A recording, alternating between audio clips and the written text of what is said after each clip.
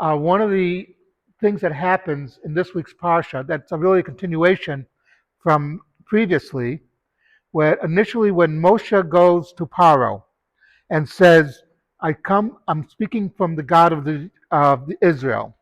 And Pharaoh says, who's that? I don't know. They look on their books, they don't know who that is. Um, then when Moshe says, it's the God of the Hebrews, oh, we know who that is. You have to understand that there's a subtext here. When the Torah uses the term Hebrew, it's a derogatory term.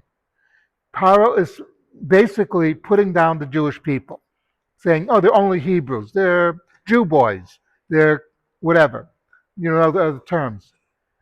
Uh, and that's when he begins negotiations. This week, Pharaoh, when Moshe goes to him and Pharaoh says, okay, that's it. I've had, the plague of the firstborn.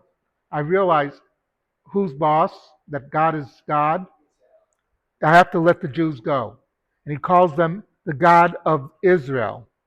In other words, what happens in this week's Parsha is Pharaoh now recognizes, has respect for the Jewish people. After everything that he's been through, he realizes there's respect. And it's an important thing. The Jews had to learn how to respect themselves. That's the reason for the Pesach sacrifice, that we are standing up for our rights. We are going to do this even though it's an insult to the Egyptian people. Um, and that then they will respect you because you respect yourself. If you don't have self-respect, don't expect it from somebody else. Uh, and that's the lesson in this parsha, that Pharaoh, the Jews had to respect themselves, and then Pharaoh would respect them.